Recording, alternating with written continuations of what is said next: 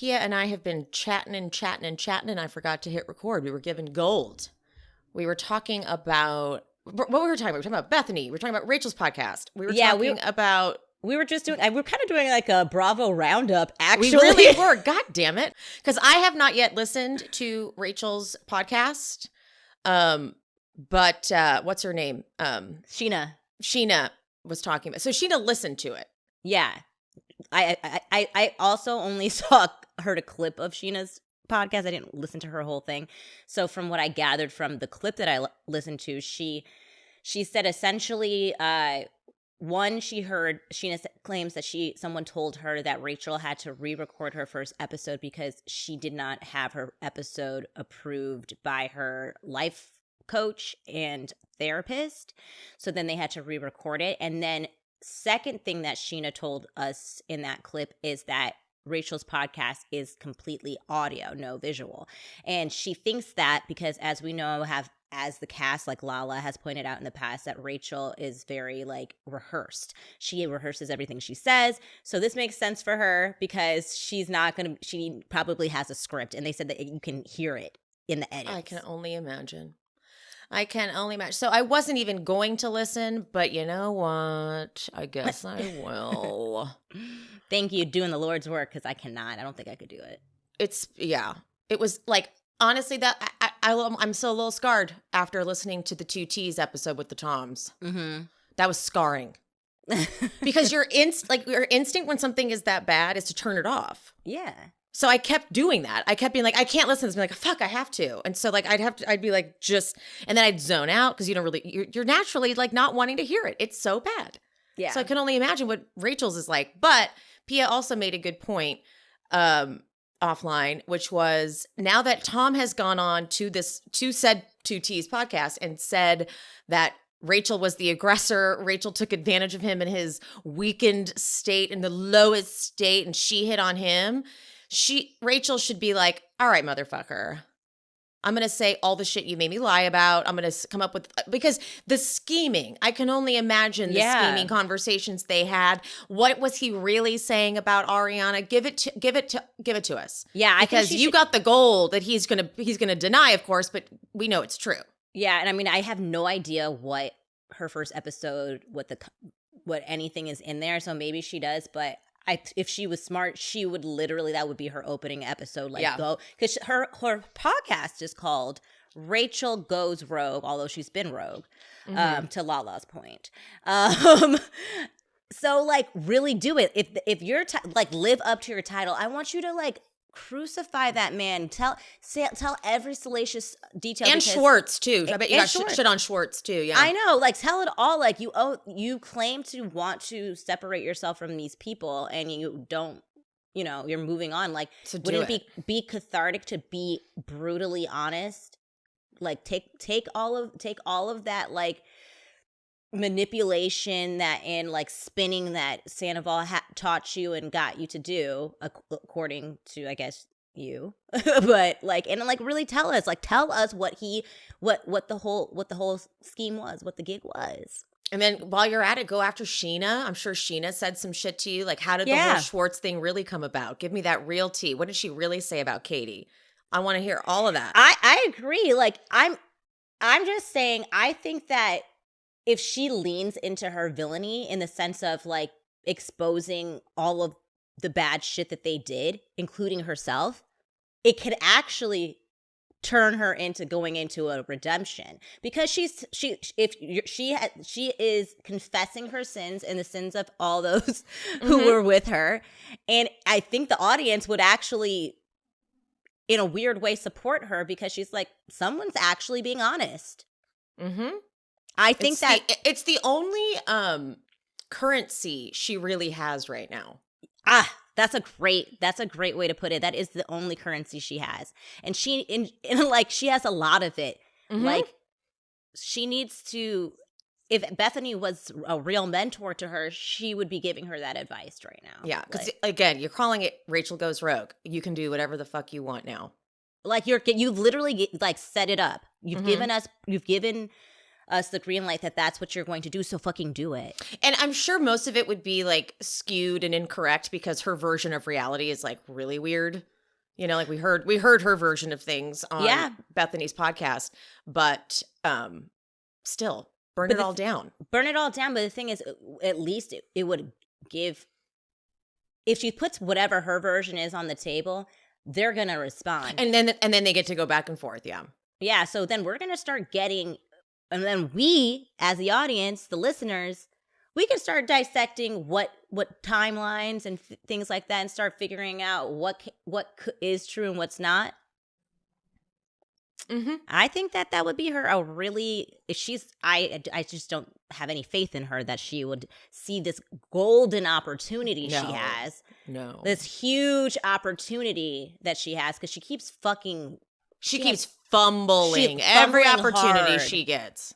Fumbling every opportunity hard. Off. Terrible stuff. Terrible instincts.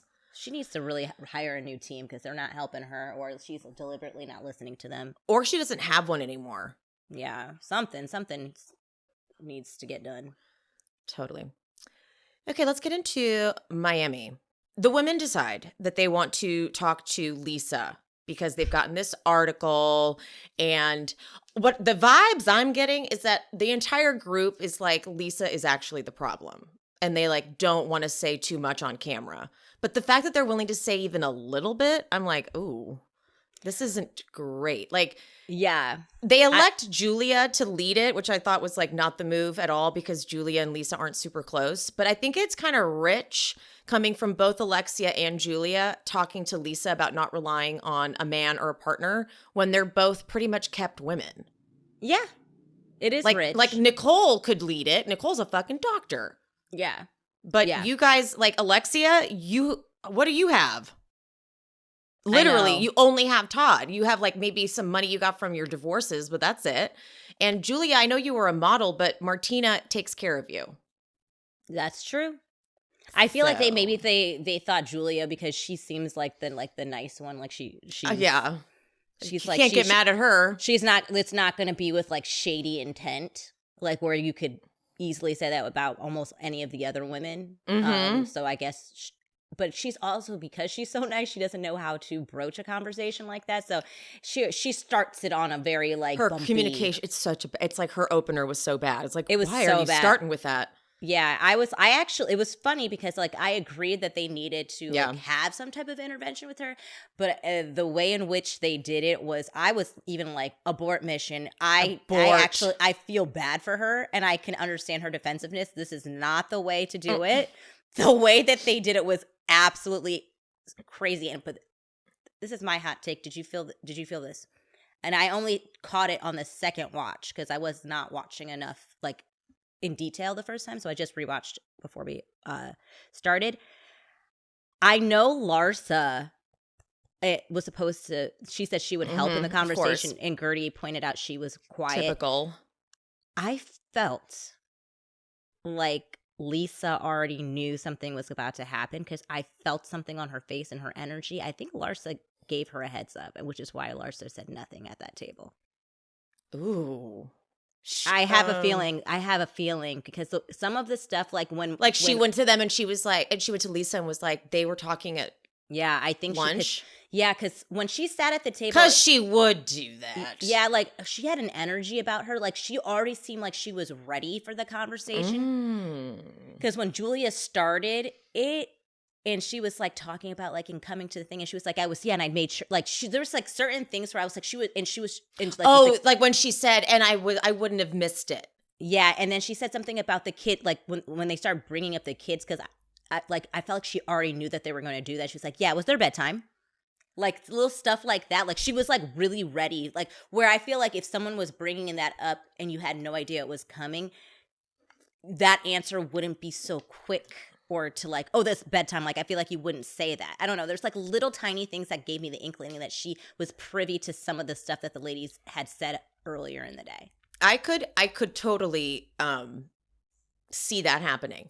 I could also, though, see that Lisa is very defensive all the time. Right. Absolutely. And kind of deep down knows that she's being a bit neglectful. Yeah. parent. I think she, and I do think that she knows all of that, which is also a part of her defensiveness too. But like, I think just like Larsa didn't say not one single word. That's what got me. That's what really that was her giveaway. That was what really gave it away. Like nothing. She was, and the thing is, it wasn't even. She didn't even defend her. She just stayed quiet.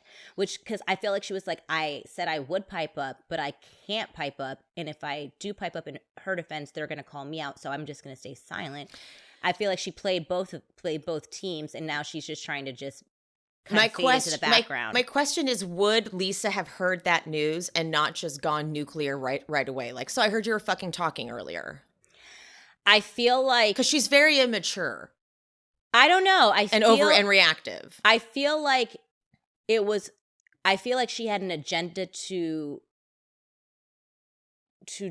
discredit what they were saying. So I think that for her, that would be more important than just popping off on them. Okay, so like she's like, I want to hear them present this. Yeah, and then I will respond. Yeah, and because I do feel like she is trying to protect whatever she's built with all costs, and I feel like her popping off is not going to be helpful. I feel like she also does want them on her team at the same time. So I feel like I feel like Larsa was like, I'm going to give you a heads up so you're prepared for the conversation. And you're right. She definitely had a strong energy. Yeah. Like, I'm even looking at some of my notes with the dialogue. Because I think Gertie asks, why can't you get your own car? And Alexia says, yeah, did you drive Lenny's car here? And Lisa's like, did you drive Todd's car here? Yeah, like some of this stuff which is not the same. It's not the same at all. But when Alexia is like, but I'm good with Todd. You're not good with Lenny. And Lisa goes, don't be defensive. That like, it feels like she could have been prepared. That's why it's just, she just felt so prepared. Like it did not feel like somebody who was getting like, this was coming out of left field. And then like, even she was just too, it just seemed, she seemed prepared for that conversation. It was weird though, because that's what Gertie goes, Lisa, be receptive. And Lisa goes, I am being receptive. You have to be receptive. And Gertie's like, what? She's like, I also low key think Gertie thinks Larsa, because if Gertie hadn't mentioned the Larsa thing, didn't say a word. Yeah, I think I might have not even, it would have clocked it. Yeah, I would have not have clocked it. And Gertie saying that, I think she was indicating to us, I have a feeling. Yeah, yeah. Well, that doesn't surprise me. Larsa's a snake. Yes, and she will talk a lot of shit about, not a lot, but she'll talk. I wouldn't say that she talks shit about Lisa, but she definitely will admit to Lisa's faults when Lisa's not around. Right, exactly. And I do think she likes Lisa a lot, and I think that's why she would give her a heads up, because she's like, they're besties, I did say these things, but like she is my girl, so I guess I should like kind of let her know what's about to happen. So she's like, can do with that information what you want. I'll shut the fuck up. And I'm sure she may have even said a couple of things. Like she probably premeditatively said whatever she said at the thing, so she was covered too. Which is why she's just shut up so no one would bring anything up and turn it back up around on her. One thing Lisa tried to say was that she likes having Jody because she likes someone to watch movies and stay in with. And they're like, stay in? You are always out. And that's one of Lenny's complaints. One thing that Lenny said last season when we were getting like the articles dropping at the same time as the season was airing, Lenny was planting all this stuff about how Lisa goes out all the time. She's never home with the kids. And of course it's like, well, that can't be true. But then when this happens and they're like, you go out all the time. What are you talking about? I'm like, oh, I feel like they all have some concerns about Lisa that they're afraid to admit because they don't want to get her in trouble. But the fact that they're willing to say any of this means that they don't I don't think they've got the best view of Lisa. Yeah. I feel like I do feel like even though I think that the whole approach was catastrophically horrible, I do think that they had good intent. I really do. Yeah. Like, I think they're like, you need to learn how to spend money. Yeah, like I didn't feel like it was like a pile on in the sense of like being haters. Yeah. I truly think they're like, girl, like I am trying to help you right now. And we're all trying to give you examples of like, and I know that it is rich coming from some of these ladies, you know, but I do think that they really do want her to win. And they're trying to tell her like you could be, and like they're like, I believe you. I think you're right. But is right always the right decision to keep going? Like they're like, are you gonna die on the hill just to be right?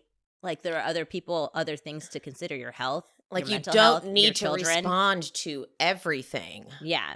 And she does. Like it makes her crazy. She does. So, all right. Well, we got a very like light conversation about what Alexia was saying to Julia about like, I need to ask Todd. Yeah. It was really just like, I was just teasing with you. I don't even look at you like that. It's like, I feel like you don't realize you're kind of like telling on yourself. Yeah.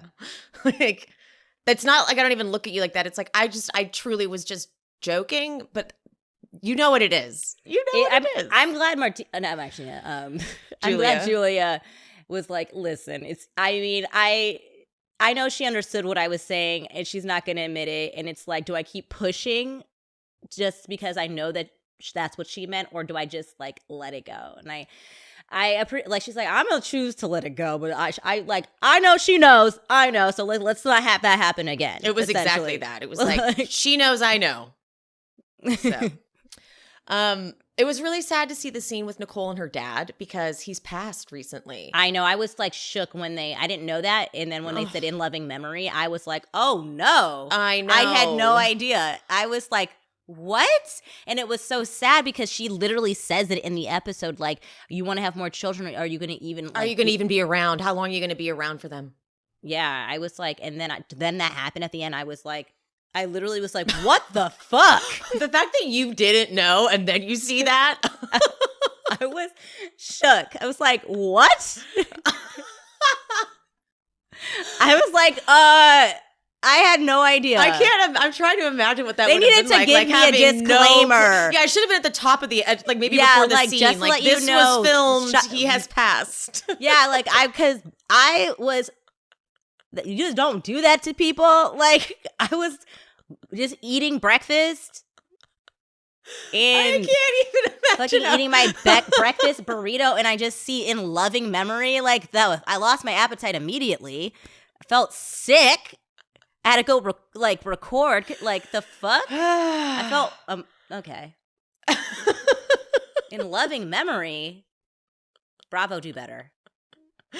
I'm sure they assumed trigger warning. I'm sure they assumed everyone saw that. No, but no, not everyone did. I guess I'm the one person that needed to be warned. They should have put it before the scene. Like this was filmed prior, obviously before he died. What am I saying?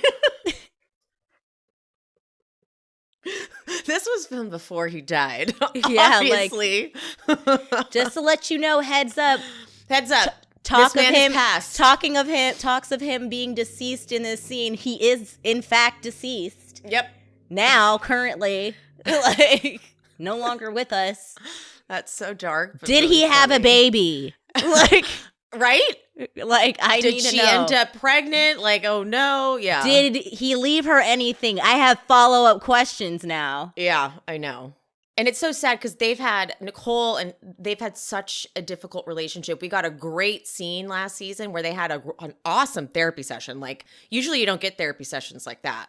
Whoever the woman was, like, I'm sure her client list just got even longer because I was like, I want to book an appointment. Okay. But the dad was like a gangster. Like, he was literally like, I think he was in the mob. Drugs. I don't know if he was in the mob, but he was like selling drugs and like mad about town and like that kind of guy. So she was always feeling abandoned by him, not wanted.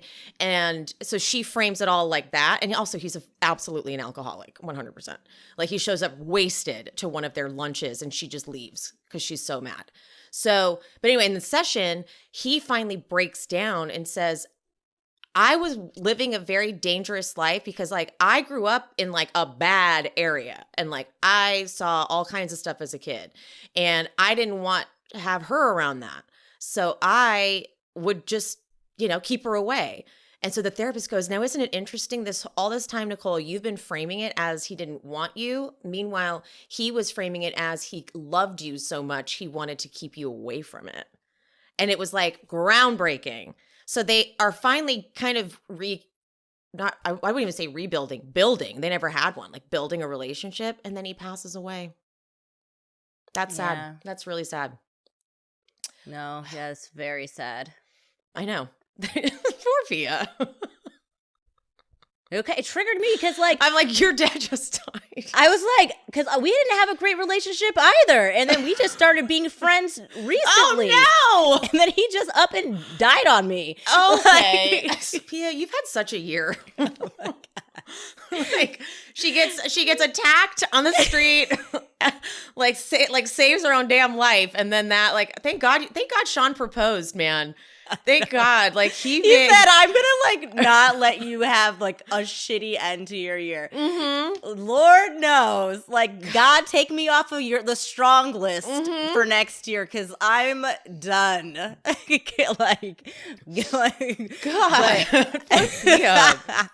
But it's fine, guys. No, she's fine. I had fine. You guys to get me through. So I'm A-okay, guys. Don't worry about me. It's so fucking Lord Almighty, what a year. God. In loving memory. What the fuck? I was just getting to know this guy. He seemed fun.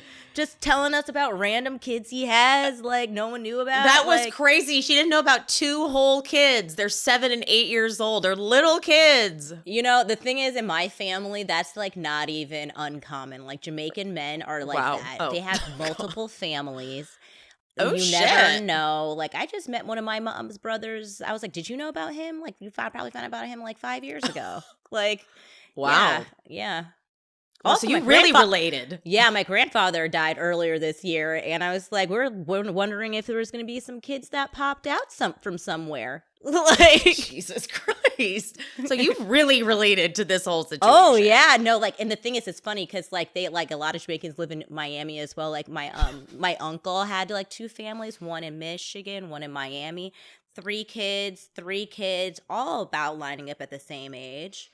So it was great. I remember visiting his other family in Miami once. I didn't know where I was and why I was there. But it's he has a whole other family here? What is this? Oh my God. What a trip. That's a trip. I'm trying to put myself in that position. Also was okay, I'm not gonna air my dirty laundry. All the family secrets. Yeah, my mom is gonna get mad. Oops. All right. Well, that was a fun little segue. Yeah. To Beverly Hills. I don't know how, but sure. Okay. I'm going to put my Christmas hat on now. Don't look at my hair. I'm back. Oh my God. That was such a quick change. I'm a professional. Okay? You are.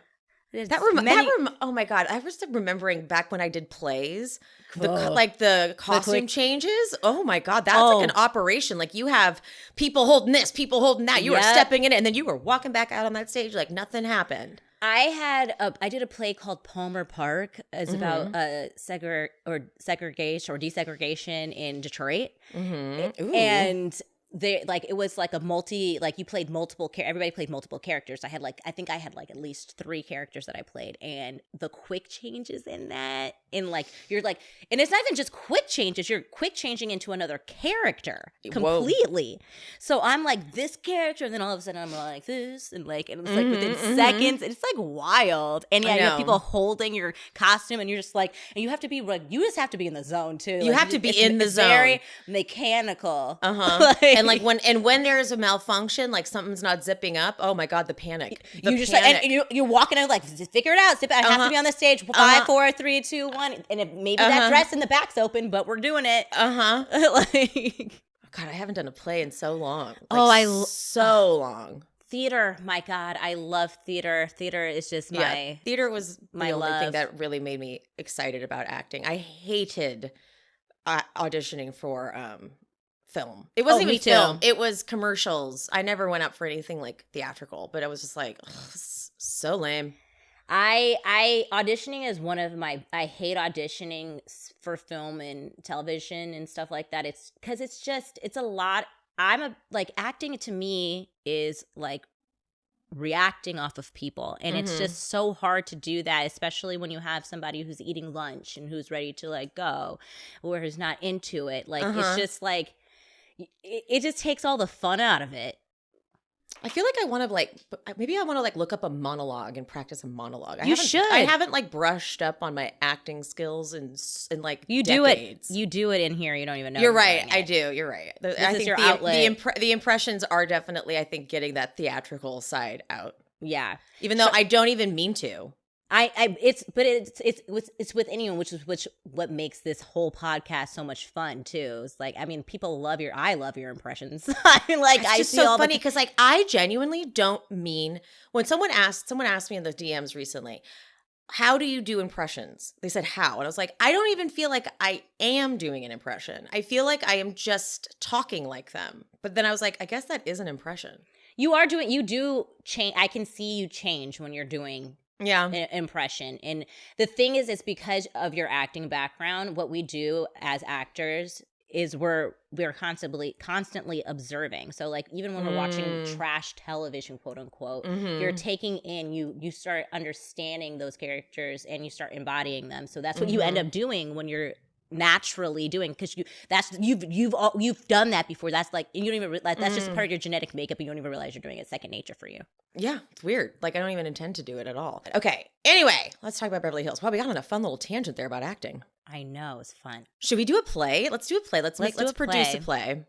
Oh my God, that'd be my dream. We could maybe we can make it like a Housewives related thing. We could do like we could reenact some like Housewives scenes or something. Yeah, that'd be great. I would love it. Done and done. We'll work on it with all the free time we have. Not well, bitch.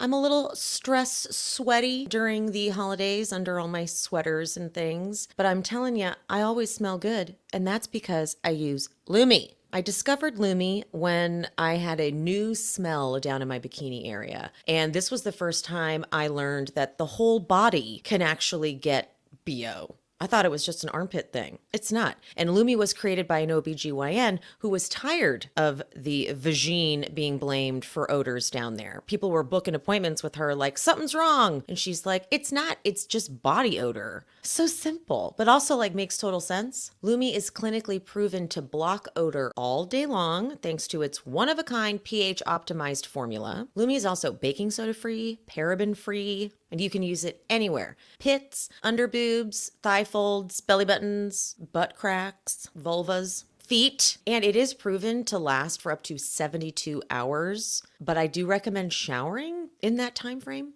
Lumi's starter pack is perfect for new customers. It comes with a solid stick deodorant, a cream tube deodorant, 2 free products of your choice, and free shipping. As a special offer for listeners, new customers get $5 off a Lumi starter pack with code SHESPEAKS at LumiDeodorant.com. That equates to over 40% off your starter pack when you visit LumiDeodorant.com and use code SHESPEAKS. How could you do this to me? Question mark. You have probably heard of the term microdosing. You know that feeling after a workout or a nice long hot shower when you're relaxed and you're focused, but you're still a little energized? You're like in the zone. Well, that's what microdosing can help you get to. You can stay there a little longer too because you're microdosing. Now, you probably know that I do enjoy weed, but there are times when I just want the relaxation or the pain or muscle tension relief or like a little mood boost, but I don't want to get high. And that's what microdose gummies are perfect for. It's a low dose, microdose, and you can build upon it, or you can take just one and you just feel, it's kind of hard to describe. I took them all through BravoCon. I was handing them out. And they just make you feel less anxious. You do not feel stoned. And because I can't handle being really stoned in public. That is not my thing. So these would be great if you're doing a lot of family stuff for the holidays and you just want to relax, but you don't want to get high. Boom. Microdosing, baby. There we go. To learn more about microdosing THC, go to microdose.com and use code SheSpeaks to get free shipping and 30% off your first order. Again, that's microdose.com, code SheSpeaks, microdose.com, code SheSpeaks for 30% off. The rumors and nastiness about her. In this episode of Beverly Hills, Sutton gives us another date. She's willing to date on camera. That is not easy. I'll give her props for that. But this man was, isn't this someone that her matchmaker hooked her up with too? Yes. I feel like Sutton's had it with this lady because I have too. She was like, what is like, I was between feeling bad for him because I was like, God, this date is forever on TV and it's clearly not a good one. Like I kind of felt bad for him, but then I was like, well, I mean, you did sign up for these. It's not like you didn't know there were cameras. Right. Yeah. So I was like, I just had to like let it go. That I just felt so, because it was such a very bad date. And it was almost like it was scripted. It was so bad. Yeah. I was like, did you want to sound like you're dating your mom in a weird way? Like, did you seriously want to say my mom is the only mom that wanted to say what happens in Vegas stays in Vegas? I'm like, this has to be a bit.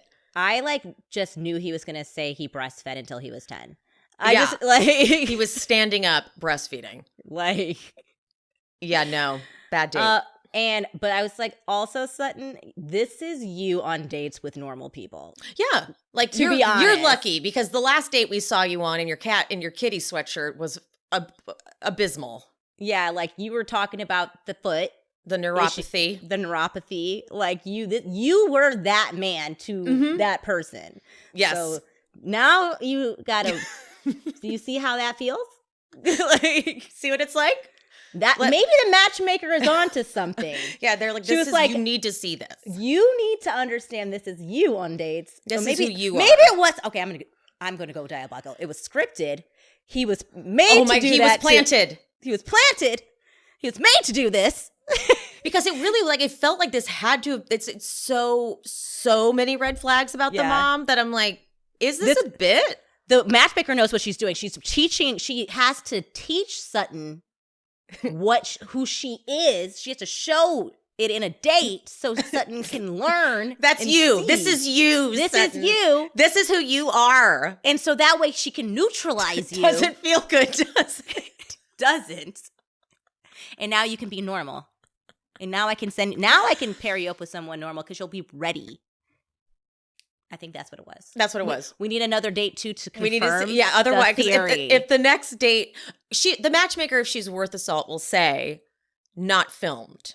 Second date that I send you on is now not to be filmed. Just do it on your own. Yeah. Now that I've publicly embarrassed that man. Yeah. I swear that man was a paid actor. I swear to God. Had to be. Okay, Dorit and Anna Marie go to Kyle's house.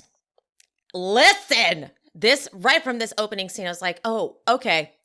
So, okay. Kyle's like, I almost spit out my water when you were talking to Sutton. Oh, you mean about her esophagus issue that now 2 different doctors from the Bravoverse have come out and said was so fucking inappropriate? That conversation?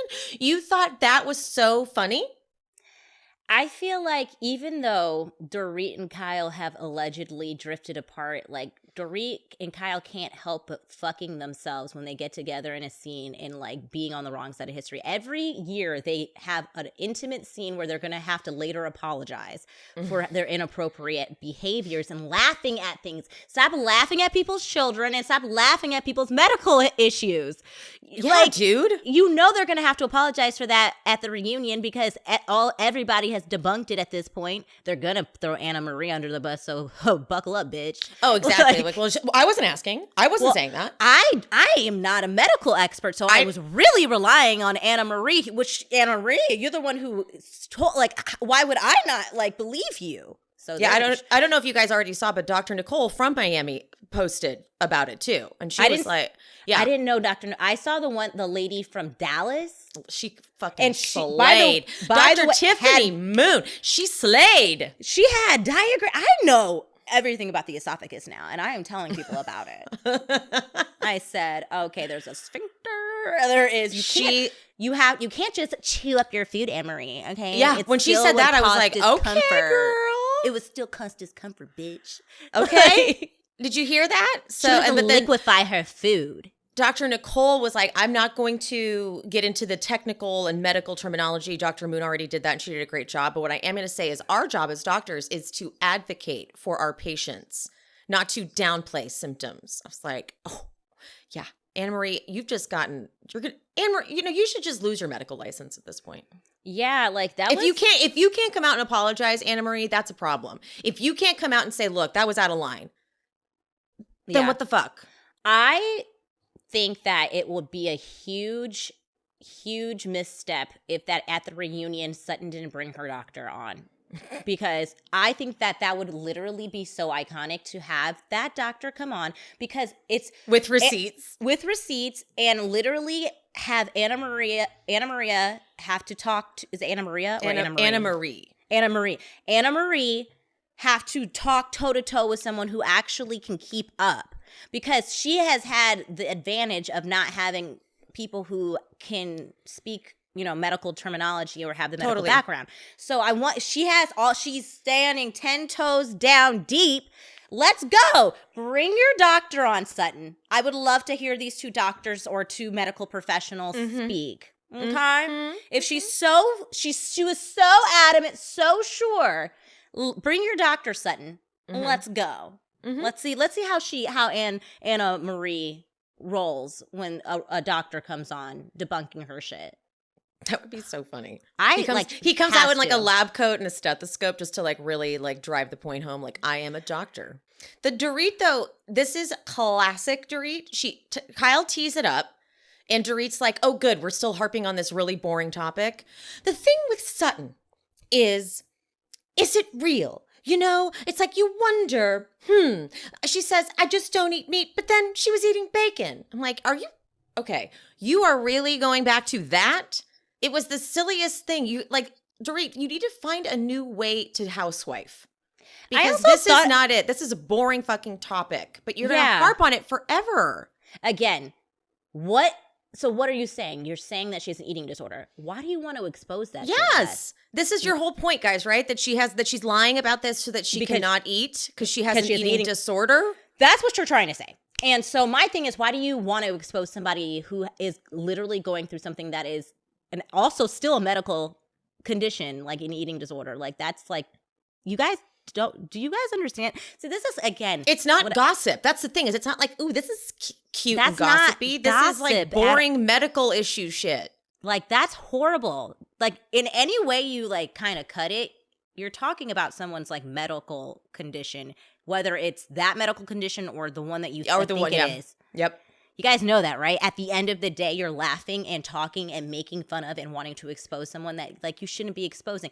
Like, again, this is why it's very, very hard for me to continue to have empathy for Kyle when you're actively trying to do this to someone else. Like, you cannot want me to give you a safe space if you're not giving someone else a safe space. Like you're accusing her of drinking problematically and not eating. And then Teddy even alley-ooped it recently and said she drinks her calories so she can't eat. So both of those things are what you guys are saying, all because Sutton has a medical condition in her esophagus that you don't believe. And the thing is, you can't even you can maybe well, Sutton was coming at Kyle. Yeah, in that moment. Was. Sure, she was. She absolutely was in that moment. So why are we still talking about it in the privacy of your home? Because you talked about it in the privacy of what's her name's home as well, Crystal's. You guys are still you have an agenda, so you can't just say you're reacting just solely off of something Sutton has done to you. I don't really see Sutton really doing that as much in her one-on-ones, exactly. But that's what's so annoying about the Fox Force 5. They pick a tiny topic and they're like, perfect, we'll use this for every single scene. Yeah, the rest of the season.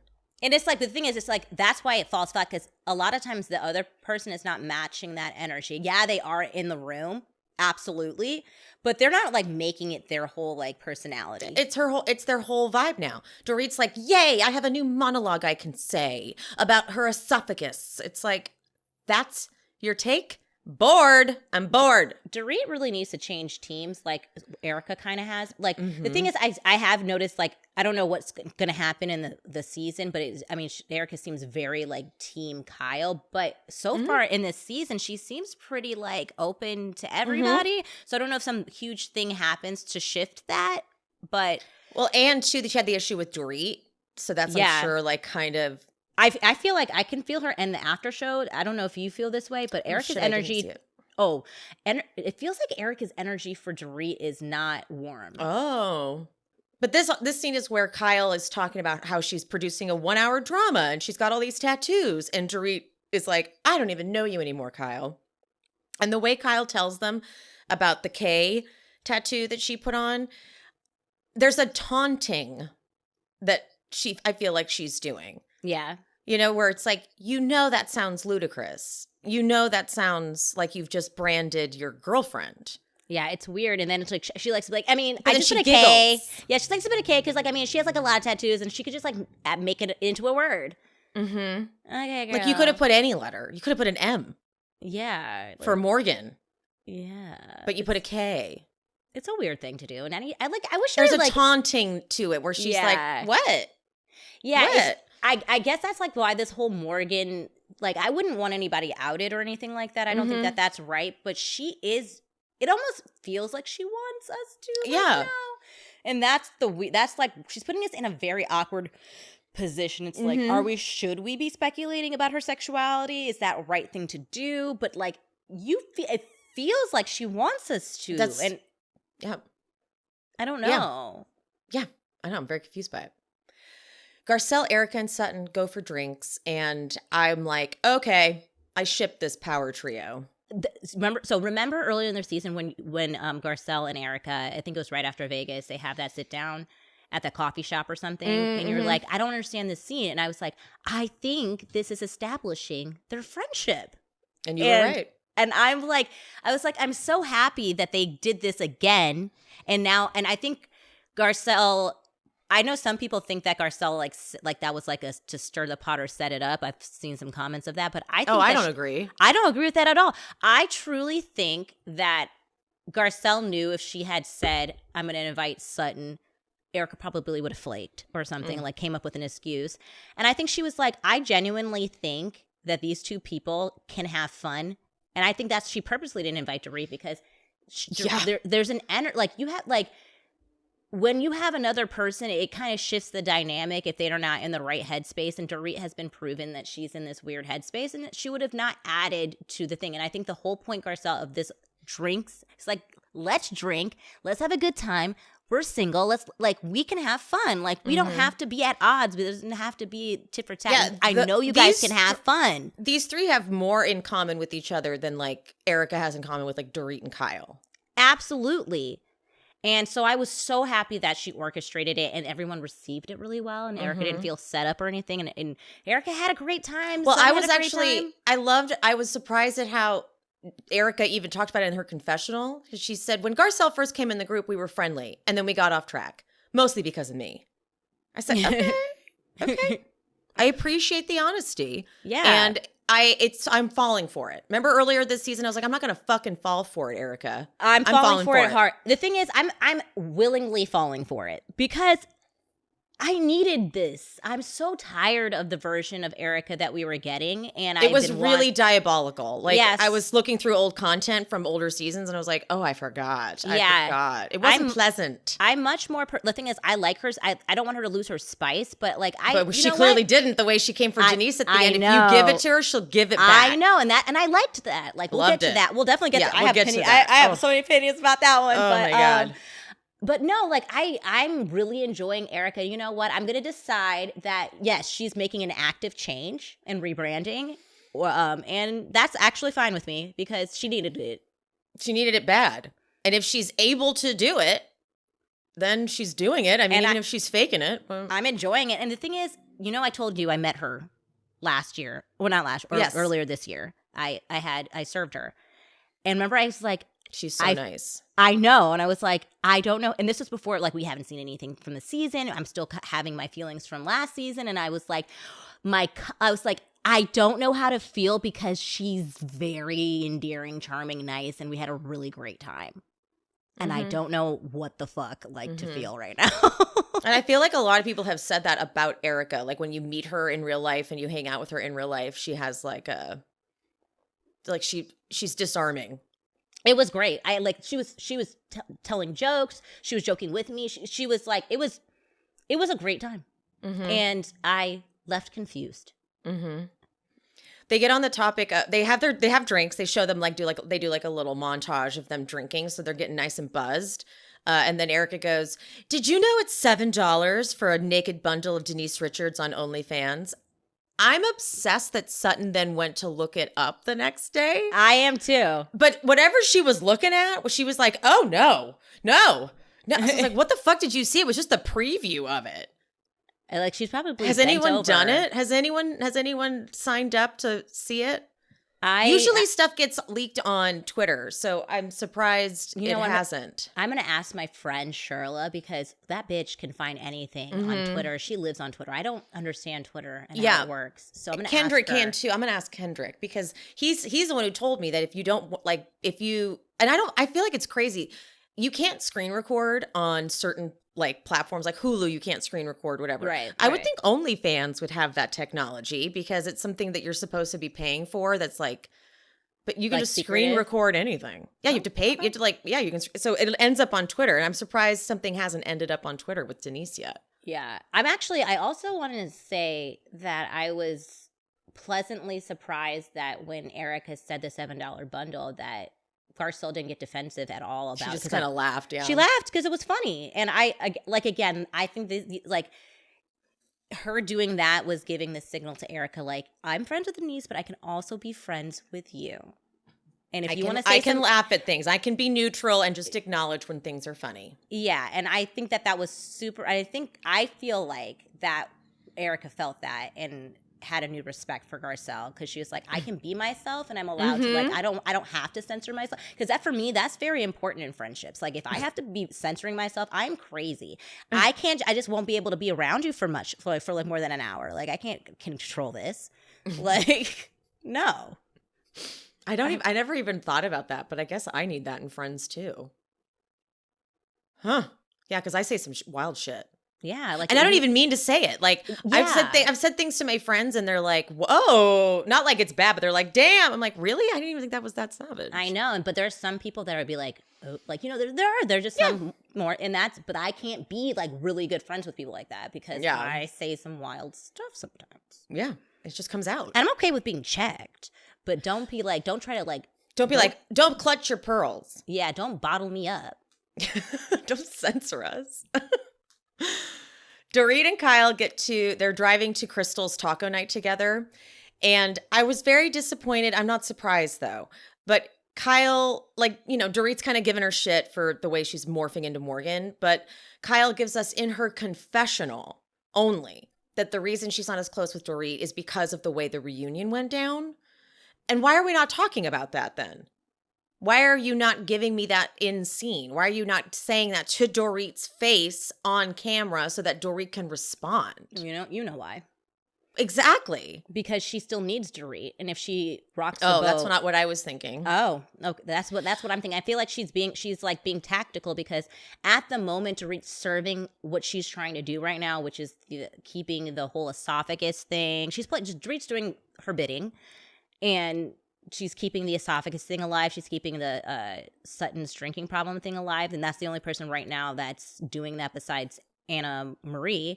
And no one respects her enough to care what she has to say. So Dorit, to have that ally, she's not going to be like, I'm pissed off at you right now because you didn't back me up. And that's annoying. That's not an interesting dynamic, because then you have this scene where you're just looking at Dorit, not giving her answers. And then in your confessional, they're piping in what you're saying. So I know, it's very annoying. It's annoying. It's very annoying. Show us, then talk about it. And because that's I was thinking the reason it was is because I don't know if Dorit was as supportive as Kyle is saying. Like, I don't know if Dorit was sitting there like, it's all Kathy. You've done nothing wrong. I feel like Dorit might have just also seen Kathy's side a little bit, but also been like, you poor thing. She should have never said that or whatever. We watched the reunion and I felt like Kyle was not, like I saw it firsthand what Kyle was doing wrong. I could tell why Kathy was pissed. You've got her on this stage with Lisa Rinna saying she was yelling the F word about some DJ. Yeah. You needed to say in that moment, my sister would never say that unless Kathy would. And that's kind of what Kyle's silence said. Exactly. And that's why Kathy was like, we're good. We're fucking good. I feel like Dorit needs to like fucking have it out with Kyle at the reunion, but she's too fucking chicken shit because you know what? She decided to leave Lisa. But I feel like Dorit made an investment in Kyle when she decided to align with Kyle and leave LVP, who was supposed to be her alignment. And I feel like she's like, well, if I lost such a huge friendship for Kyle, like I have to like keep it going. Like she's like, there's like no going back with LVP, and she knows that. Yeah. And totally. And I feel like she's like, I can't, like, there's no way I want to lose this friendship. I like lost so much for this friendship. But she needs to fucking stick up for herself, because I truly don't think that Dorit did anything wrong at the reunion, even if whatever Kyle's saying is she was saying all this stuff.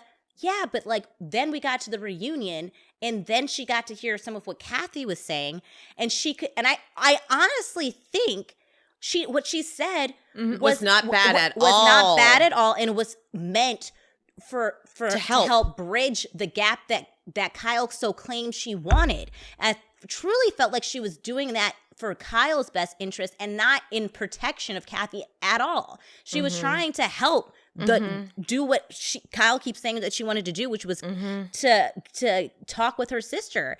And am I making this up? Is it a fucking Mandela effect? Did I not see even after that Dorit go and talk and comfort Kyle in the dressing room in between breaks and stuff like that? Like, what else she like? So essentially, and I've seen this comment a lot online, Kyle just wanted someone to completely say word for word what she wanted and have no opinion and no mind of their own. That's what she wants in a friend. She doesn't want honesty. Okay. And the thing is, she wonders why. This is my issue with her. She never thinks that she is an issue or she contributes to toxicity in her relationships with her siblings. So I want to get deep for a second on, I've overanalyzed like the Richard sisters so much. Because like to your point, Kyle is so far gone. So, okay, the way they were raised, right? We know by now that Kim started abusing alcohol at a young age, right? Yeah. It is a fact that alcoholics, addicts, they hurt those around them. Yeah. They embarrass them, all of that stuff. So there's young Kyle affected by it. And when she goes to talk about it with like their mom says, don't say a word. We don't talk about it. So then here's a kid, like imagine a teenager kid, right? So she's now having to cover up and protect her sister Kim. Meanwhile, she's like, but no one's protecting me. Like she treats me like shit. She yells at me when she's drunk, all that kind of stuff that happens. Right. So, but Kyle kept like stuffing it. So Kyle needs the whole, like we talked about this offline. Yeah. She needs Kim to acknowledge the hurt she's caused during her drinking and whatnot and drug abuse. I'm sure there was some drug abuse. There's clearly prescription abuse. Right. And Kathy needs to acknowledge that it happened at all. Yes. And there's like, and then Kim needs them to acknowledge, or Kyle to acknowledge trauma that she's been through. And Kathy needs to like do some ayahuasca and figure out what the fuck she's went through, because she is just suppressing everything. Yes. So Kyle is like a 12-year-old, a 13-year-old still with all this resentment towards Kathy, but she won't say what it really is. So it just piles on, and she's like unable to access a side of her that takes responsibility because she's so resentful over having to be the responsible one that protected everyone else, but no one protected her. Yeah. Yeah. That's like the whole deep fucking therapy is needed. Those sisters need therapy, like family therapy so bad. It's like that is the only way that they would ever truly begin to be able to heal. And they need a third party to just kind of tell them like it is. Like they all need to hear what their part. They all need to hear their part. And be heard. And be heard. Yes, I think everybody needs the opportunity to be heard, and everyone needs to hear how they have affected, and everyone has. And that's everyone has. And their mom was like, just shh, don't say anything. Don't talk about anything bad. We only say good stuff. And they're like, but some bad shit is happening. Yeah, I can't imagine that. Honestly, dark. Especially the time that they grew up. Oh, yes. And when Kyle told us that their mom did not make her dying experience peaceful at all, like she was like, I don't want to die. You guys need to take care of me, and refused any kind of in-house care and made Kyle and Kim take care of her when she was like dying. It's like, okay, got it. Like that's next level. Yeah. If you're a parent and you're passing and you didn't catch the cancer soon enough and all that kind of stuff, like let your kids have some peace. I know. I feel like most people that I hear when that kind of stuff happens, the parents still are parenting to the very end and trying to make it as peaceful as possible. And it's unfortunate that that's not what happened for them, and very traumatic and scarring, I can't imagine. So. And seeing now, like the scene with Portia's in the very beginning, it's the scene with Portia's birthday and the way Kyle was, even like with her kids, like the way she kind of was like teasing Mauricio, like I've told your mom about the tattoos, and he gets mad, and then the way she looks at Farrah, it's almost like Farrah was her parent. Yeah, Farrah was like, "Did you though, Kyle?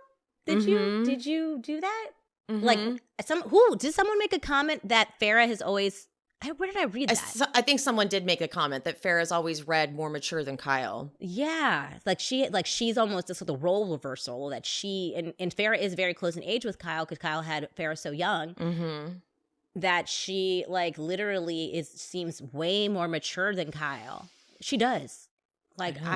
She seems like the adults. Like almost like they're like like I'm like, is Kyle you and Mo's kid? Like like it was very adolescent how she was handling everything. That is Kyle. Kyle is very adolescent. She like every time she gets really worked up, she turns into to me a like unreasonable teenager. Like even when she is justified in her feelings, but she has so many emotions and feelings that it's like it turns into this big scene, like even at her house. Like, yes, was Sutton absolutely like doing low digs and like poking at her? Sure. But like even like every time I see her get into these fits, I see a teenage Kyle. Me too. And I can actually picture her because we know what she looks like as a teenager because we had the pleasure of seeing her in cinema. So like I'm like I know exactly what I like. I see bangs. Like I'm like I just like I could see the whole 80s like look. All of it. How could you do this to me? Question mark. I know a bunch of you are figuring out what to get people for Christmas. Whenever I'm stumped, I always think cozy clothes, cozy things, blankets, pillows, things that people want to wrap themselves in. So that is why I recommend using my code SHESPEAKS and getting 35% off site-wide at cozyearth.com. Because if you've been following my content for a minute, you've heard me go on and on about Cozy Earth, but truly it is everything. I'm wearing my Cozy Earth pants right now. I got Cozy Earth sheets on my bed. If you've never heard of Viscous from Bamboo, you're going to be obsessed. It is so soft. Their sheets are temperature regulating. Okay, they also do come in linen, not just the Viscous from Bamboo. But the loungewear, it's comfort, it's flattering, it's elegant, dare I say. Cozy Earth has been featured on Oprah's Favorite Things 5 years in a row. And all their products come with a 10-year warranty. They have luxury goods, I tell ya. So, Cozy Earth provided an exclusive offer for my listeners today, up to 35% off site-wide when you use the code SHESPEAKS. Use the code. I'm about to go use my code like you wouldn't even believe to get some presents. Not well, bitch. You have probably heard of the term microdosing. You know that feeling after a workout or a nice long hot shower when you're relaxed and you're focused, but you're still a little energized? You're like in the zone. Well, that's what microdosing can help you get to. You can stay there a little longer too because you're microdosing. Now, you probably know that I do enjoy weed, but there are times when I just want the relaxation or the pain or muscle tension relief or like a little mood boost, but I don't want to get high. And that's what microdose gummies are perfect for. It's a low dose, microdose, and you can build upon it, or you can take just one and you just feel, it's kind of hard to describe. I took them all through BravoCon. I was handing them out. And they just make you feel less anxious. You do not feel stoned. And because I can't handle being really stoned in public, that is not my thing. So these would be great if you're doing a lot of family stuff for the holidays and you just want to relax, but you don't want to get high. Boom, microdosing, baby. There we go. To learn more about microdosing THC, go to microdose.com and use code SheSpeaks to get free shipping and 30% off your first order. Again, that's microdose.com, code SheSpeaks, microdose.com. Code SheSpeaks for 30% off. Enough! Okay, so they get to Crystal's and Nia is there. She is Bill Burr's wife. And No! yeah. I They said it on the show. I fucking missed that. Oh Yeah. my, I love Bill Burr, by the way. And I knew he has a black wife. And that's probably why I love him. Because he has a black wife. And I did not know that was her. Oh, golly. Okay, great. That changes everything for me. But they get on the topic of Magic Mike. Like I think she even says it kind of jokingly, but then Dorit and Kyle cannot wait to tell her about Sutton leaving Magic Mike. And then they encourage her to bring it up. No, Dorit specifically. Okay, Dorit encourages her to bring it up. She literally says, "Why don't you bring it up tonight?" Yeah. Bring it up. Mm-hmm. Fucking bitch. Because, yeah. Everyone it's freezing. Whatever time of year this was cold as hell. And Sutton comes in a summer dress. Spaghetti strapped summer dress. Where the hell were you going? Yeah, where were you going? Like, this was such a weird choice for your... It was a nice dress, wrong event. And the hair, it was like, she did like a whole... She's one of those people who don't accept when the seasons have changed. Mm. She's like, I still feel like it's summer. I was like, it's dead of winter now. It's so cold. Erika and Sutton are talking about their fun night, and Dorit's like, I wasn't invited. And then Erika teases. And I heard Sutton made out with her driver. Dorit has like I don't know how many friends Dorit really has. Like if she has like a group of friends or what, because I feel like she looked like she had no idea how to act. Like she was like, ooh, are we teasing? Like I don't think Dorit knows how to do that shit. Dorit doesn't understand. You can't tease Dorit because she's so serious. Yeah. So she doesn't understand teasing and like what Erika was doing. Yeah, I think she thought that Erika, because again, she's completely, I don't think she understood how well that the drinks went. I feel like she couldn't like comprehend it. So in her head, she's like, oh, Erika's setting her up. Like I feel like they're always thinking. I didn't even think of that. She's like, got it. She wants me to Wink. know. Yeah, like I was like, no, Erika was like had such a good time, and she was just like, it's like an inside joke thing that she's like, you weren't there, sorry. Yeah, and Dorit, she just doesn't understand that shit. She's like, oh, okay. And that's why Garcelle wasn't mad when Erika said it, because like it was, you can tell it was like no judgment. It was how Garcelle said it to Erika, and Erika did that. She was kind of like trying to like a little bit incorporate Dorit, like a passing the baton. This is how I was introduced to it, and you fucking dropped the baton. Because like everything is so serious to Dorit. She doesn't, if you tease Dorit, she'll ask you about it for the next 20 years. When you said, it's like, okay, never mind. I was just kidding. Yeah, it's like, God damn, you don't know what a joke is. No. And speaking of, then the other thing that Dorit's going to now harp on is, why did Crystal tell Sutton that I said she put vodka in her coffee? It's like she actually repeated, you said that. She didn't misrepresent you at all. You literally said she seems like someone who would put vodka in her coffee. That's what you said. Crystal didn't paraphrase. But now Dorit doesn't understand any even remote sense of not betrayal, but like why would Crystal go tell Sutton about that? Why would she do that? And you could see Garcelle like, here we go. This is going to be like another thing you cannot let go for the whole season. And I just still don't get why you had to tell Sutton. And it was just interesting to me that she's like telling this to Garcelle of all people. It's like, I feel like it's a manipulation thing, like trying to like plant something with Garcelle, like Crystal is really the instigator and making this into something because she's trying to get the heat off of her. And it's like, you said it. Like, Garcelle's not stupid. She's like, okay, bitch. Well, then bring it up. Bring it up. Mm-hmm. We'll find out.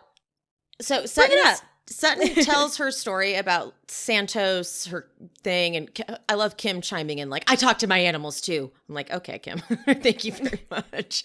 But then without any real segue, Nia asks, so what happened in Vegas? And I was like, okay. That didn't even make any sense. There was no segue here at all. There was just, you heard earlier that maybe you should ask about it, and now you are. I mean, thank you, because it led to some good content. But Sutton tries just to say like, well, I didn't like the legs spreading. And then Nia goes to Dorit, well, we're getting the Magic Mike story. And that's when Sutton clocks like, oh, I see what's happening here. Yeah. I see what's happening. And so then Sutton makes some weird analogy like, some people don't like mustard and I don't ask why.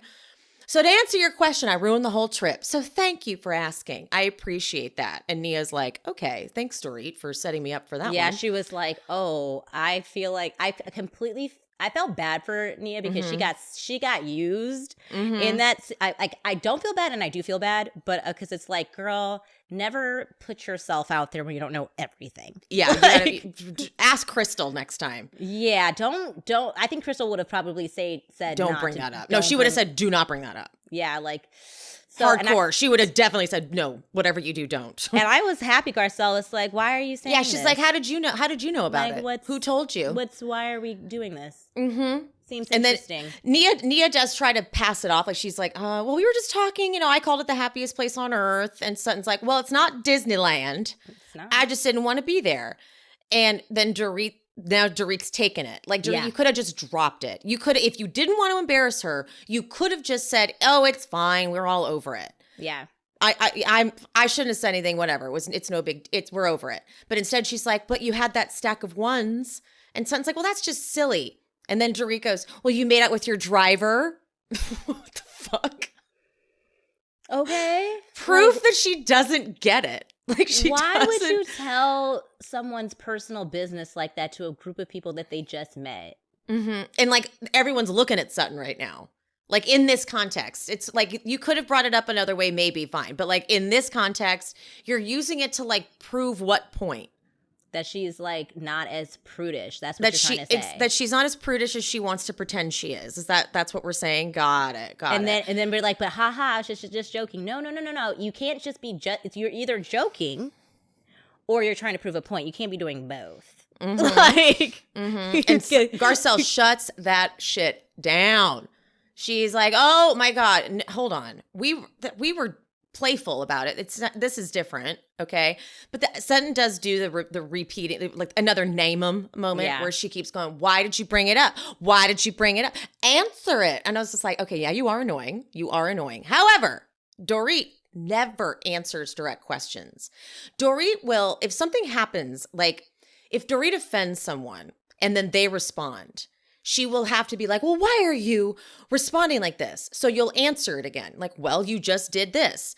The thing is, what happens is, and then she'll talk in circles and circles and circles, and then she'll repeat again. But then I just don't get, why would you say that? We already answered. Like, she doesn't know how to answer or listen. Yeah. It's so funny because the way, like, I've grown to love the name 'em just because it's just a fun thing to say now. I say it in my life constantly. But I would say when I initially watched the name 'em, I didn't love it because Kyle was going to like to answer the question. She was listing things, yeah. Yeah, so she was going to answer it. So then that was why I didn't love it, because I was like, you're just not letting her name 'em. You're by saying that. In this, when she did it to Dorit, I didn't feel that, even though it was almost identical, because I don't think that Dorit was going to answer. And I was like, I kind of felt like, I was like, no, why? Like, no, because I can hear you about to like talk in circles. No, tell me why you said it. I'm going to, I felt like every time she said it, it was like, no, I'm going to start you over until you are just directly tell me why you said it. Because I already hear you starting your circles. No, and if you keep doing it, I'm going to keep saying why. Because and the why is because you were trying to embarrass her. Yeah. And that's what Sutton wanted her to say. Exactly. Dorit. Admit that that's what it was. And we all can hear you about to talk in circles, and we're not going to sit here and listen to it. We were going back and forth, and it was playful, and by the way, that was her explanation. We were going back and forth. It was playful and joking. Part of me does think that she just truly doesn't know how to joke. So that is a part of it. But then, like, not this time. We're not doing it again. You set her up to get embarrassed. And exactly. Period. And that's what Garcelle says. It felt like you were saying it to embarrass her. And Dorit says, give people the benefit of the doubt. And Garcelle's like, who's people? She goes, well, me. So then Garcelle apologizes to Sutton, though. She goes, I am sorry for bringing it up playfully in front of Erika, because now here we are. Like, and then Dorit's like, but we're having a good time, you guys. And Garcelle says, if you have to say that, then we're not having a good time. And then Dorit, well, then you attacked me. And I was so happy Garcelle has put her foot down, because this has happened countless times. Yes. Countless times. And Garcelle's like, no, ma'am. Not again. You calm down. And Dorit, I feel it like it was an attack. And Garcelle's confessional here. Dorit lives in a bubble, and it just triggers me. We live in a world now where we're aware, we're woke, whatever you want to say, and I feel like she's not in that world. And the part that's even harder is that it's willful at this point, because then Dorit makes a fucking Instagram post before the episode airs, and it says, happily living in my bubble. Like, you didn't understand what she said at all then. So you are intentionally not, this is your 4th season with Garcelle. I know as the audience, we've called your ass out. I know we have said numerous times throughout the time that you've been with her that you have really bad microaggressions towards her. The lip party for Lisa Rinna's like lip thing where they're like kind of having tea or something. That was bad. She was, She even did it in, I don't know if anybody caught it or if we talked about it. She did it on the bus when they were confronting Sutton in Vegas. When Garcelle chimed in, she had little moments. It's exactly like, but it's like, you've done this a lot. We've talked about it as an audience. It's been brought up at reunions. You still not understanding how important your language is with this. It's intentional. Yeah. Like, you say you speak all these different languages and you can't understand the basic, like, language between a white woman and a black woman and the microaggression. Like, so you've proven that you can, like, master languages, right? Yeah. So why don't you just go master this and how to be, like, a decent human being to what you quote unquote want to consider a friend? Like, please. Please. So then Dorit goes, well, it felt like you were suggesting that I was deliberately trying to embarrass her. And I fucking loved when Garcelle goes, I didn't suggest it. I actually said it. But that's not an attack. There was a scene. It was a whole season, but there was a scene in particular. At one point towards like the end of the season, maybe middle of the season, Dorit's like, it just feels like you're always attacking me and coming for me, but you're like hinting at things. You're not quite saying it. So I was trying to find it. I can't find it. I made a compilation of all the times Garcelle was directly saying something. For example, they were at Crystal's for something, and Sutton, I don't know what Sutton had done, but Dorit was like, oh, whatever. And Garcelle goes, but you wouldn't have Sutton's back. And Dorit goes, what do you mean? You wouldn't have her back, period. That is as direct as you could be. But Dorit is like, what are you trying to say? I'm like, there's nothing to try to figure out. She's being so literal. Yeah. And that's what Dorit always does. If she's not hearing what she wants to hear, she will tell you, what are you trying to say? Yeah. I just said like it. What I said. I just said it. Like, she's like, I didn't suggest it. I actually said it. Okay. But that doesn't make it an attack. Okay. It doesn't. And you don't ever, the thing is, she doesn't use that same verbiage with other people when they're when I say other people, I need to be specific. With other white women, she doesn't feel the need to over-explain, like, do you need me to, do you understand what that actually means? She says little things like that to Garcelle constantly. Even in that thing, like, okay, attack, what word should I use? As if, like, what word, like, you know what I mean? Like, these little, it was so, and that is, it's so condescending to do. Yeah. Well, what is a good word to use? I don't need to fucking figure out the word for you. Yeah. Okay? And that's why when Garcelle said, but I feel like for you and your privilege, I can't. Yeah. Gasped. Gagged. Gagged. All of it. I was like, she said it. And then Dorit goes, what does that mean? And Erika Yes, goes, Erika. it means you're white and the words are different. They have different connotations. They have different meanings. When Erika said that, I literally was like, did she just win me over? I was because no one, not even Crystal, not even Sutton, was going to say that. Nope. And Erika, without hesitation, this is a person that she's aligned herself with, said it in front of all of those people, in front of Kyle, not just in private. She said not it in private later. Nope. She said it in front of everyone, and that was so powerful. And again, it showed me that Erika really took in what Garcelle said and how she treated Garcelle, and actively has tried to make a change. And Dorit's like, well, I'm very sorry, and I hope we can have a conversation, and Garcelle is done. Yes. And I loved it. She's like, I'm good. I'm not here to educate you. Dorit, you kept fucking up. Because Dorit should have said, well, fuck, I got a lot to learn. But instead she said, maybe you can teach me. And Garcelle said, no.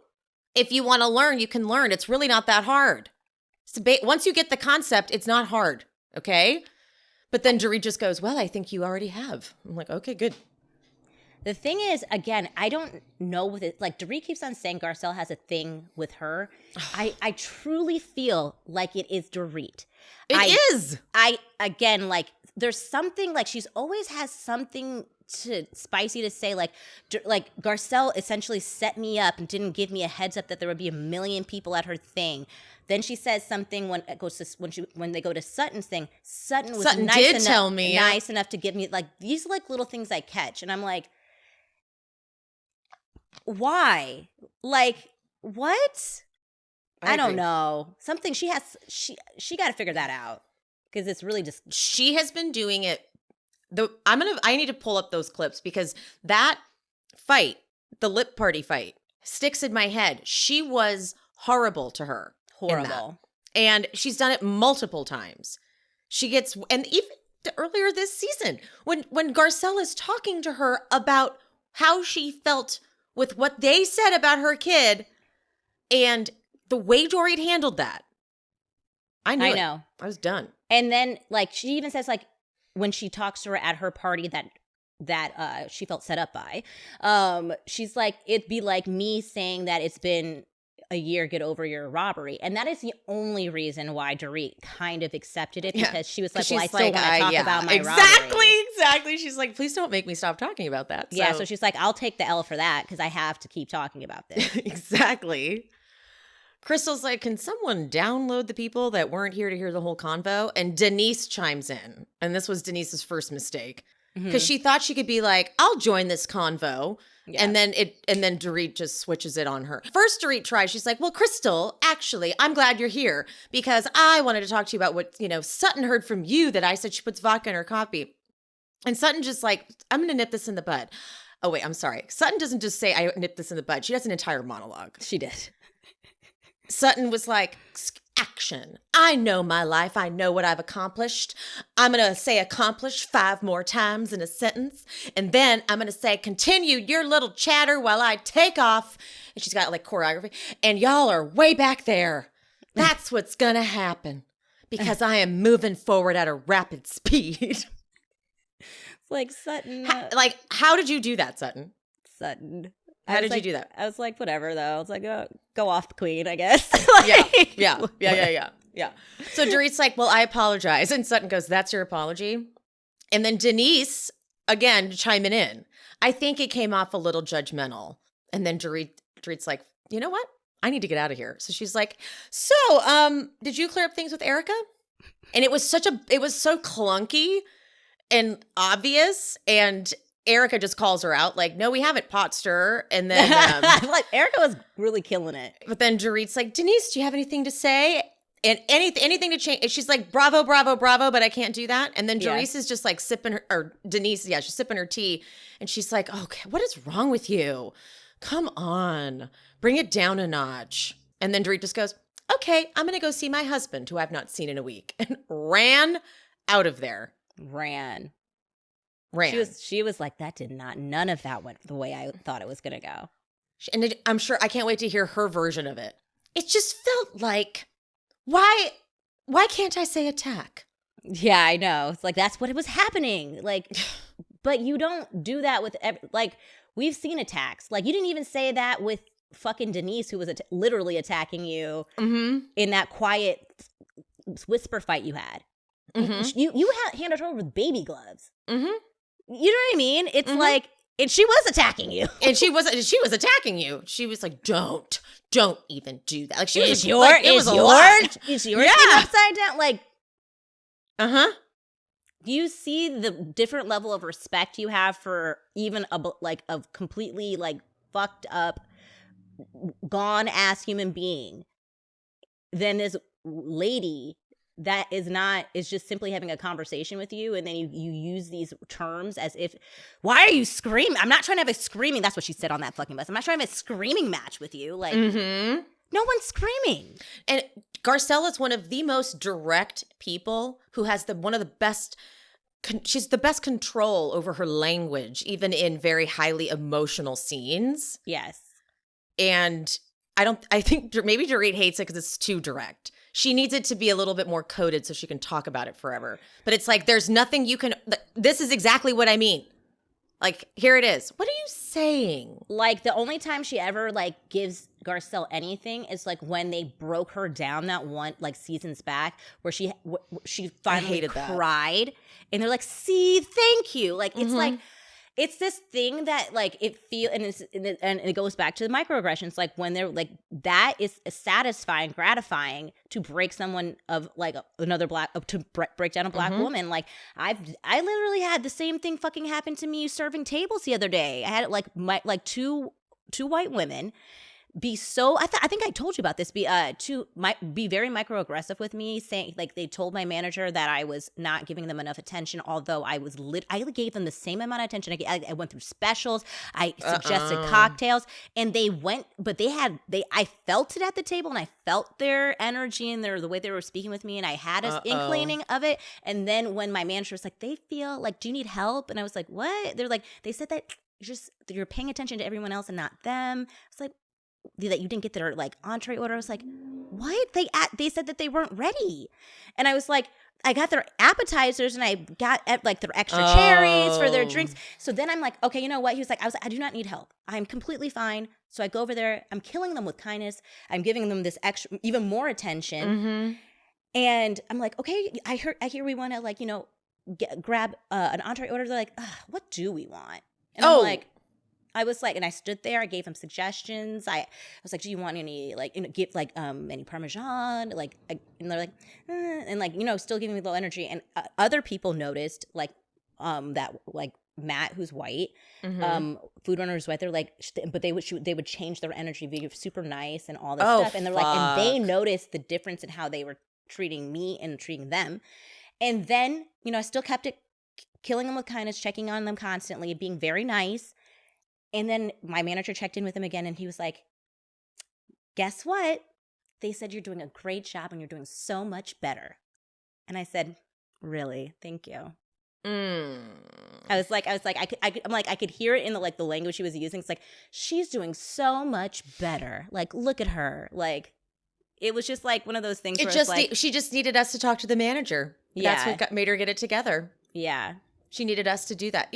Fuck them. I know. I was like, wow. Got it. Okay. They wanted me to be, they really wanted me to know that I was beneath them. And they wanted and they to needed to feel. They needed to feel like, yeah. Mm-hmm. Yeah, and they saw me being really jovial with all my other tables probably, but those tables were giving me the energy that they wanted that. And I started with that energy, and it was very clear that they did not want that. So I was just, I was giving them good service, but I wasn't trying to read my tables and give them what they need.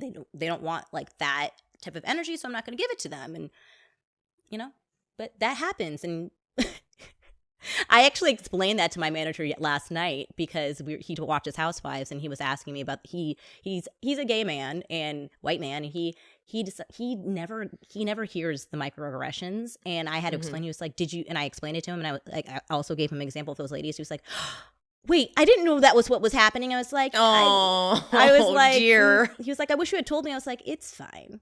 I was like, I'm glad he's learned. And I was like, if I got mad at every little thing, I have to pick and choose my battles. And at that moment, that was not a battle I was willing to like put my energy into. Oh, that's so fucking terrible. It's just terrible. How old were they? They were definitely probably in their, I would say, late 40s. Okay. Yeah. Okay. All right, so Dorit has left. Denise goes, I've wanted to have this conversation. And Erika goes, I don't want to have this conversation with you. Erika tried to give her an out. You've tried already with Kyle. So, and then she goes, you came in, you had an agenda, you called me a bitch. I apologize to you sincerely. And you called me, what was it, Kyle? A bot monster? And you see Kyle like, oops. I did something messy and I got it wrong. And Denise is like, I've never even heard of that. And then it was actually like fucking asshole, bitch, asshole instead. It was like, well, it's still pretty bad. But Kyle's just like, guys, it's not about that. Okay, guys, it's not about that. It's about something else. Okay, please don't bring me into this. And so Erika lets Denise explain herself again. Denise says that Denise explains, I'm angry at you insinuating that my daughter had threesomes. And Erika goes, no. That is not what happened. I was clarifying that kids today have a phone and they have access to everything. And then Denise tries it again. And she goes, but these are my kids, though. And Erika says, okay. Erika, like, processed. Like, she took in what Denise said and, like, computed it. And then she went, fuck this. Okay, your oldest daughter is on OnlyFans. She doesn't know? Oh, Denise, that was a low blow. And Erika, this was poetry.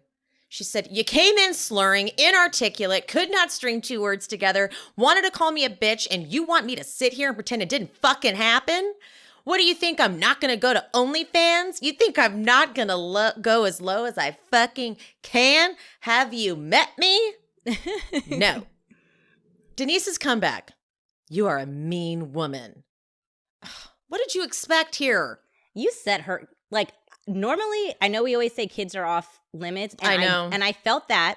I felt that when Erika did it 4 years ago. Mm-hmm. And I felt like she did owe Denise an apology. And I thought she kind of already had apologized, if memory serves me. But when Denise, it's not like she didn't know her. It'd be different if like Erika dropped a bomb, like she didn't know her daughter was on OnlyFans or something. You went into this conversation saying that you're going to think that my 14-year-old daughter knows about threesome or insinuate that she may have had one already, knowing that not only is that same daughter on OnlyFans, you are too. You had to know that it was a possibility that would get brought up. And if I were you, to protect my daughter, I wouldn't have even broached it. Exactly, Pia. I would not have even been anywhere near it because this is Housewives. And that is why Erika said, you keep coming here and I didn't give it to you at Kyle's dinner, but you're trying it again? Yeah. And that's why she says, you don't think I'm going to go to OnlyFans? Like, you came here to fight with me on camera. I'm going to pull out OnlyFans. Yeah. And she's 18 now, so she's going to be fair game at this point. You keep bringing her up. And all Denise can say is you're really fucking mean. And then Erika gives one last. She goes, I just want to know who is more profitable, you or Sammy? Okay, goddamn if I wasn't gagged. I was like, and we defended Denise Richards because I do still think that was horrible what they did to her. However, I'm an equal opportunist. Denise definitely opened herself up to that, and she kind of deserved that dragging. Erika gave her many opportunities to back the fuck off. She even apologized to her, which is what I thought Denise wanted, and she keeps going. Yeah, what do you want? So at a certain point, when is Erika going to be like, enough is enough? Because it did happen 4 years ago. She had apologized back then and has apologized again. You're poking the bear. Honey. Mm-hmm. At least she didn't say the $7 bundle in front of everybody and let them know your rates. Because they are very low. Denise, why are they so low? $7. I have a feeling what they'll do a lot on OnlyFans is it says it's $7, but then you get it and then they're like, actually, if you really want it, it's $20 or something. Like they hide it. They keep on like... It's like a sales tactic. So it's like, yes. So it's like you think you're getting like you paid already the $7 and you're in it. You're like, in it. Well, damn, I paid, and then you're like, but you want to see, like, it's like slow, like every $7 for every quarter, like maybe it's $7 per square foot of a Denise Richards' body.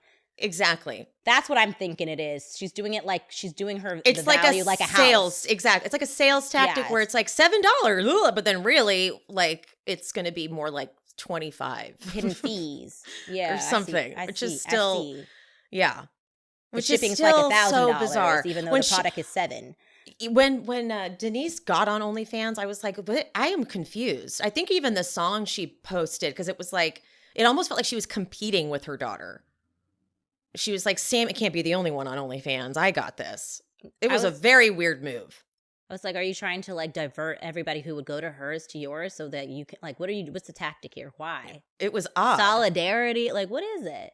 I'm curious. I think Who it was. I think she was like, "Wait, you can make that much money on OnlyFans?" Like, I'm sure Sammy told her, like, "I'm making X amount of money on OnlyFans." She's like, "Well, I need to get on that." Which also then is confusing because then it was this whole big deal about people talking about threesomes, and then you're on OnlyFans. Like, it just kind of adds to the stuff. It's devaluing your original argument is what is happening here. It's like. The whole premise of this is that you're disgusted that you would. I think that I felt like back then her whole thing is like you're judging or assuming that my child would be into this based off of who her father is. Oh yeah, that's kind of what I thought too. And that like where she's a normal 14-year-old girl and I try to shield her from a lot of what Charlie does, and then here she is on OnlyFans, and it's like. And then now you're on it, and you were so gagged with everyone even mentioning that at like a barbecue or whatever the hell it was with that ice sculpture that Kyle was offended by. The big diamond. That was so dumb. Kyle being like, Kyle said, hold on, new house, who dis? That was her fucking line in her confessional. I remember it still haunts me. It's like, was that supposed to be like a dig? Is that a read? I know. Kyle is because so she has offended. a fucking diamond ice sculpture that's gonna melt. Can you do like a list of things that Kyle's offended by that make no sense to be offended by? Because it's a long list. She's offended by like a lot of random stuff, right? Like that was one of the dumbest ones for sure. Now she got an ice sculpture. You ragamuffin. Yeah, which was such a lame. And then her being like, well, I say that to, like, it's not even a big deal. I just say that to everybody. Like, ragamuffin, it's funny. We've literally never heard you say that before ever, Kyle. What? Not one time. Also, Denise, have you not learned? That's how you got the whole that was the origin story of how they decided to take you down, because it was supposed to be Dorit. That was Kyle's target, and you piped up for her, and then that pissed Kyle off and got her laser it on you. And you do the same thing at this dinner. You were under the radar. You were about to leave this dinner completely not looking like a fool like last time, and you piped up again. Dorit in the mix, of course. She's like, Dorit is your bad luck charm. You can Dorit really does keep. This is the second time Dorit has set up Denise. Even technically third, because she's the one who pointed out that upside down coat. But I don't think I would have noticed it. Maybe somebody would eventually have pointed it out, but like I didn't necessarily notice it. If you were there and saw her wearing the coat coming in, and then saw her post dinner, like, wait a minute. If I was there for sure, I probably would have noticed. But, like, but as the an viewers audience, wouldn't have seen it. I did not notice it until she was like, that is upside down. Yeah. It's absolutely upside down. And so I kind of like felt weird on her too, but she's like, I know too out of it. She probably was. She probably did. She feel probably was like, didn't fuck. not understand why. And she was like, "Oh, it is upside down." Like, but I was dead when she's like, "Is yours upside down?" That was hilarious. And Dorit's like, "Oh no, no." Are we all upside? Or did I have some of this weed dinner? Maybe it is. Are we all wearing our clothes wrong? Denise on Bethany's podcast, I only saw a clip that was posted. I did not listen to it because I don't want to. But Denise is seriously trying, like, bitch, just say, this is what pissed me off about Denise. Just be like, I had way too much to drink. I was nervous going there and I had way too much to drink beforehand. And then I kept drinking. And so I was just drunk and tired and sick, whatever. But instead she's like, I mean, I had one drink before I got there, which wasn't true. We could hear. But when she got out of the car, she wanted to have like a moment with the driver. Like she goes, that was amazing. Thank you. What, the car ride? Yeah. Okay. So don't. Then she said something like, I didn't think I participated in the weed dinner, but maybe I accidentally got a plate or something like that. I'm like, so now you're like, clearly that is a big allegation because I'm sure that's part of why these are not very easy to put on. Yeah. Because if not everyone's participating, you better get seat numbers right because you cannot fuck that up. Yeah. So they don't ever fuck that up. That's the thing. Like they don't fuck that up. And so Denise, you saying that is actually bullshit. No, they didn't accidentally give you the weed dinner, girl. Yeah.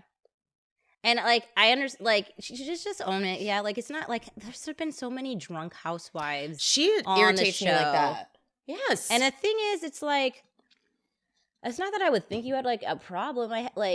Just because of this one-off dinner. Like, I actually was like, I think she was probably extremely stressed to be participating on the show when she's been avoiding it for years, like literally not showing up to any of Garcelle's stuff when she's supposed to because she didn't want to be filming and stuff. So could I understand her getting drunk? Yeah, like, so just be honest about it. Like, I don't think anybody is going to associate you with having a problem from that one instance, but don't. But we're only not going to assume that or infer that if you were to be like, I got a little too drunk. Yeah, but like you going in like denying it.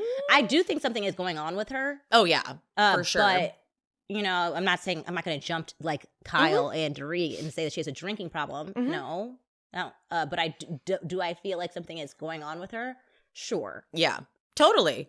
And again, like if you had just been like, I got way too drunk, I'm embarrassed, anything, just acknowledge it. But she was kind of playing it off like, well, yeah, I mean, yeah, I had one drink before I got there and then I felt weird. It's like, you just kept drinking. Yeah. Lady. All right. That wraps us up for today.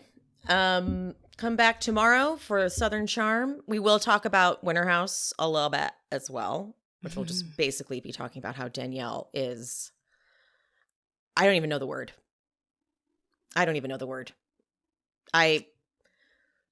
So hold on, just real quick before we wrap it up. When the Carl Lindsay news broke, there were a lot of people being like, see, Danielle wasn't so bad. And then now Winter House is out and people are like, okay, wait.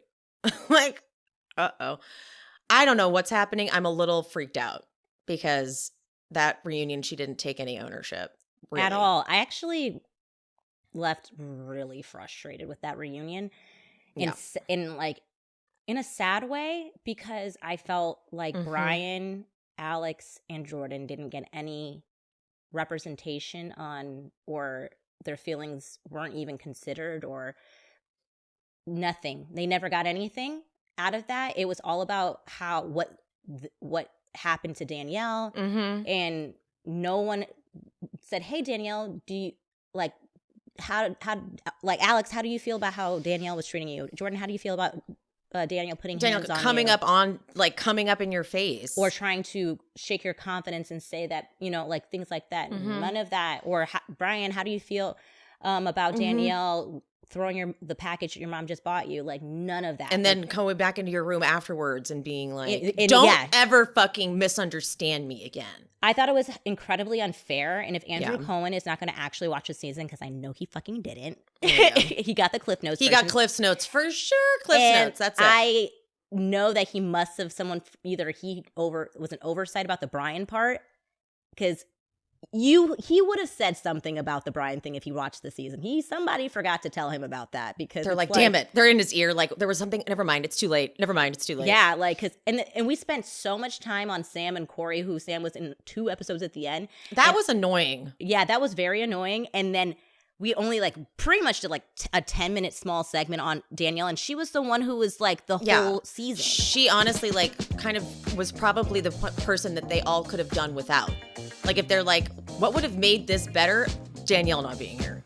Yeah, I have a lot of opinions on that, and we'll get into that tomorrow. Yeah. So sign up for the Patreon if you're not already subscribed to that. Okay, guys, love you, mean it. See you next time. Bye. Bye. Thank you so much for watching and for listening to She Speaks Bravo with Emily Hanks. If you haven't already, would you mind leaving a 5-star rating and review on whatever platform you listen? That would be amazing. And if you're watching on YouTube, make sure you are subscribed and hit that bell so you don't miss an episode. And if you're looking for more content, more exclusive bonus content, check out the Patreon.